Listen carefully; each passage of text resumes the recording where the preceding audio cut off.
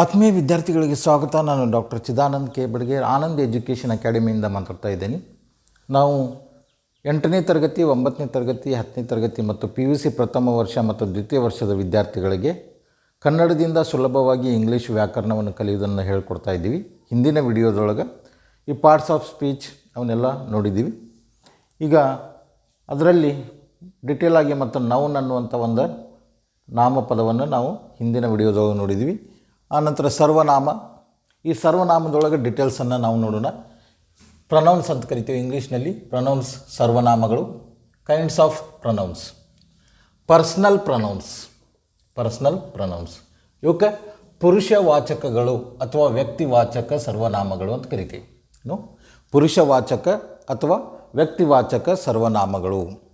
ಅಂಕಿತ ನಾಮಗಳ ಬದಲಾಗಿ ಉಪಯೋಗಿಸುವ ಪದಗಳಿಗೆ ನಾವು ಏನಂತೀವಿ? ವ್ಯಕ್ತಿವಾಚಕ ಸರ್ವನಾಮಗಳು ಅಂತೀವಿ.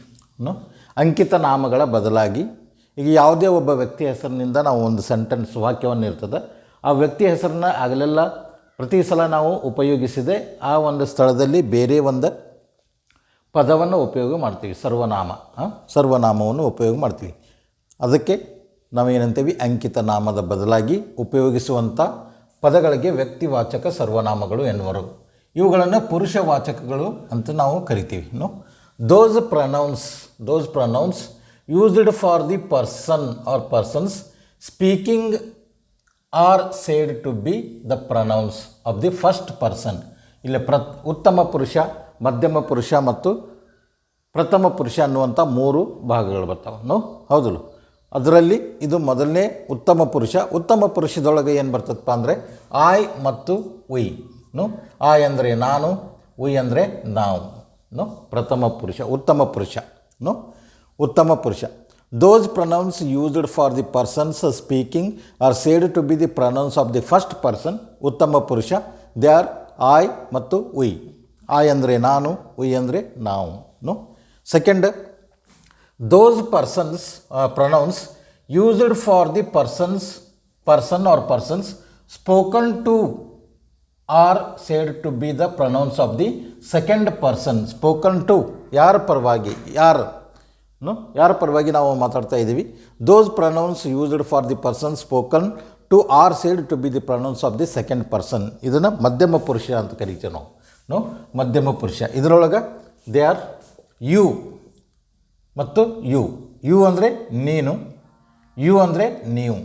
ಇಲ್ಲಿ ನೀವು ಅನ್ನುವಂಥ ಪದಕ್ಕೂ ನಾವು ಯು ಅಂತ ಉಪಯೋಗ ಮಾಡ್ತೀವಿ. ಇಲ್ಲಿ ನೀನು ಅನ್ನುವಂಥ ಪದಕ್ಕೂ ನಾವು ಇಲ್ಲಿ ಯು ಅಂತ ಉಪಯೋಗ ಮಾಡ್ತೀವಿ. ಈ ಕನ್ನಡದೊಳಗಾದರೆ ನೀನು ಅಂತೀವಿ, ನೀವು ಅಂತ ಕರಿತೀವಿ. ರೆಸ್ಪೆಕ್ಟ್ ಕೊಡೋ ನೀವು. ಆ ಇಂಗ್ಲೀಷ್ನಲ್ಲಿ ಅಲ್ಲಿ ಭೇದಗಳಿಲ್ಲ. ಯು ಅನ್ನುವಂಥ ಪದದಿಂದ ನೀನು ಅಂತ ನಾವು ಸಂಬೋಧನೆ ಮಾಡ್ತೀವಿ. ನೀವು ಅನ್ನೋದಕ್ಕೂ ನಾವು ಯು ಅನ್ನುವಂಥ ಒಂದು ಪದದಿಂದನೇ ಸಂಬೋಧನೆ ಮಾಡ್ತೀವಿ. ಇಲ್ಲಿ ಯಾವುದೇ ಥರದ ಇಂಗ್ಲೀಷ್ನಲ್ಲಿ ಡಿಫ್ರೆನ್ಸ್ ಇಲ್ಲ. ಆದರೆ ಅದೇ ಕನ್ನಡದಲ್ಲಿ ನೀನು ಮತ್ತು ನೀವು ಅನ್ನೋದಕ್ಕೆ ಸ್ವಲ್ಪ ಡಿಫ್ರೆನ್ಸ್ ಆಗ್ತದೆ. ಇದು ಮಧ್ಯಮ ಪುರುಷ. Then third one is those persons used for the person or persons spoken of ಅಂದರೆ about whom something is said are the pronouns of the third person, that is the ಪ್ರಥಮ ಪುರುಷ ಅಂತ ಕರಿತೀವಿ. ದೇ ಆರ್ ಹಿ ಅವನು, she ಅವಳು, it ಅದು ಮತ್ತು they ಅವರು ಅಥವಾ ಅವುಗಳು. ಹಿ ಅಂದರೆ ಅವನು, ಶಿ ಅಂದರೆ ಅವಳು, ಇಟ್ ಅಂದರೆ ಅದು, ದೇ ಅಂದರೆ ಅವರು ಅಥವಾ ಅವುಗಳು ಅನ್ನುವಂಥ ಪದಗಳು. ಇದು ಐ ಉಯ್ ಇವನ್ನ ನಾವು I we, you, he, she, it, they. ಇದು ಸಿಂಗ್ಯುಲರ್, ಇದು ಪ್ಲೂರಲ್. ಅದನ್ನು ಮುಂದಿನ ಪಾಠದೊಳಗೆ ನಾನು ಹೇಳ್ತೀನಿ. ಈ ರೀತಿ ನಾವು ಉತ್ತಮ ಪುರುಷ ಮತ್ತು ಮಧ್ಯಮ ಪುರುಷ ಮತ್ತು ಪ್ರಥಮ ಪುರುಷ ಅಂಥೇಳಿ ಈ ರೀತಿ ಇಂಗ್ಲೀಷ್ನಲ್ಲಿ ಕಲಿತೀವಿ. ಈ ಒಂದು ವಿಡಿಯೋ ನಿಮಗೆ ಅರ್ಥ ಆಗಿದೆ ಅಂತ ತಿಳ್ಕೊಂಡಿದ್ದೀನಿ.